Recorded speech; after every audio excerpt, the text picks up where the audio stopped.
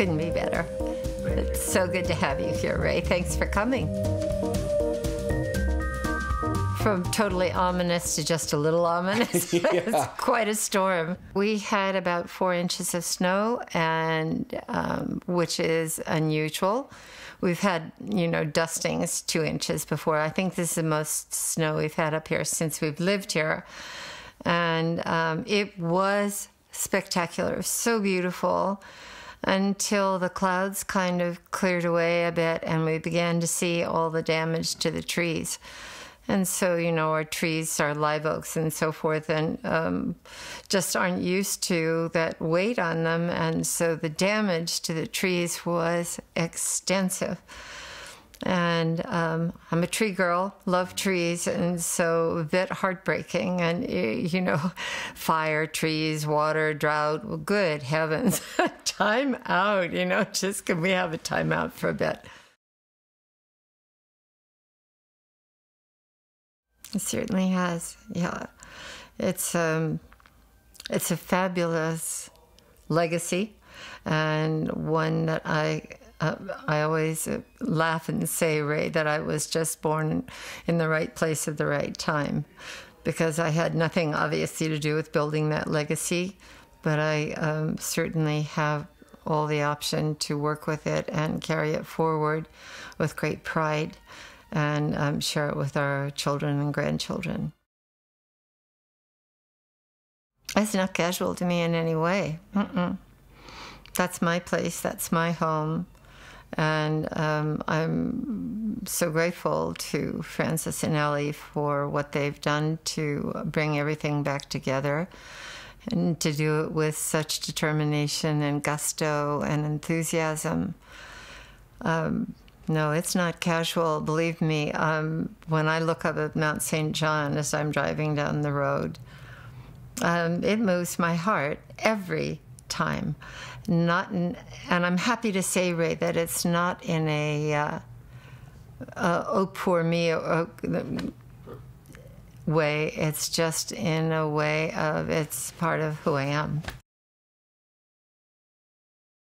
So my dad was 26 years old when Prohibition ended, and he was attending the Boeing School of Aviation at Buchanan Field in Concord, and training to become an airline pilot, and had just finished his BS at Stanford, and and his great aunt, Susan Niebaum, who had raised him, said, I want you to come and reopen the winery. And he did, and that was in December of 1933, so right away. Yeah. And then he right away became an apprentice, and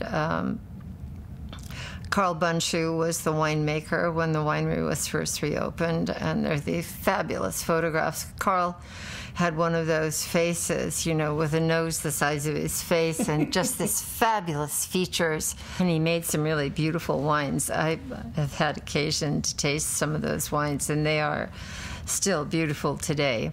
And Susan Niebaum was still titular head of the property, and she died in 1936. And at that time, Dad took over as owner and manager of Inglenook. And in terms of rebuilding the brand, there were some between 120 and 200 wineries making wine in Napa Valley before the turn of the 20th century. Right. And following Prohibition, 10 wineries reopened. So you can see that it was devastating to the wine business, probably in California, not probably, but definitely in California, and certainly in Napa Valley. And around 1937, Dad found a lifelong pal in Robert Mondavi, who'd just gotten out of school, and those two men shared the belief, Ray, that Napa Valley could produce wine second to none, and they set out to prove it. And as late as 1981, when I started the first auction in Napa Valley, there were just 36 vintners here. Can you imagine, And today, I bet you don't know how many people are producing wine here. I couldn't even begin to guess. Do you know? You could, but you wouldn't get it right, probably. So there are 942 bricks and mortar wineries. And then when you add custom crush producers, the number goes up to 1,850 producers of wine here in Napa Valley.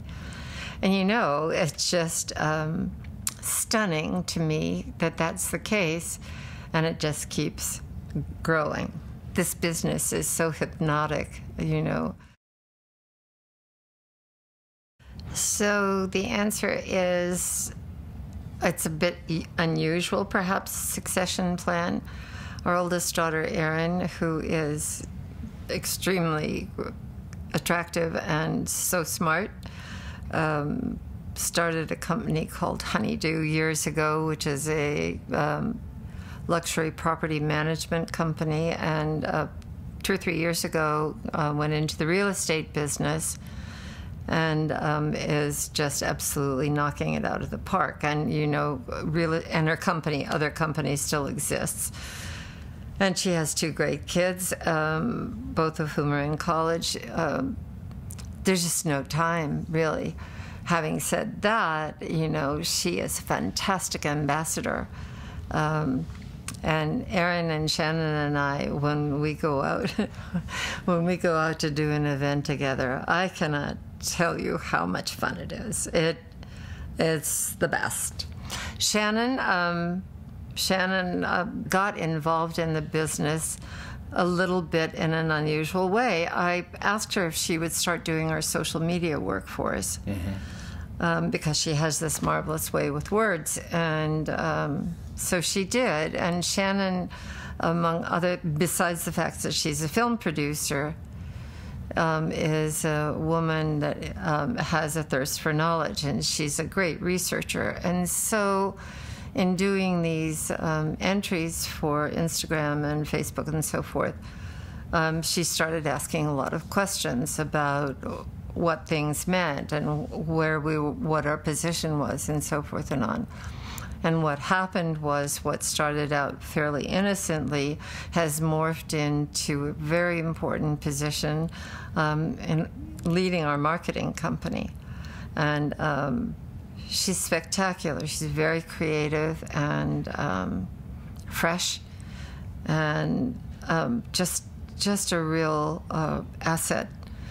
And of course, she just did, I think, one of her first, it was definitely her first premiere, and she did a series of tastings with our managing director. And just as I knew she would, she was spectacular. So, but succession, how does that look? Well, it's right now set up so that the girls will continue as effectively as a board of directors, and then we'll have our team running the business on a day-to-day basis. So that's the plan. And we have wines named for every grandchild. I do, yes. And now we've got a couple in college, finally. Oh, college. So we'll see. Yeah. We'll see. Just one more thing that's really important, Ray, and that gets back to something you said earlier, and that is that this business is not for sissies, and it's not for people who don't have a passion about it. So if there is no passion anywhere, and these girls of ours, Erin and Shannon, do have a passion for the legacy that they're a part of. They just do. And I knew as they got older, that it would become more important and more a part of them. And that's exactly what's happened. So that's terrific. That's great.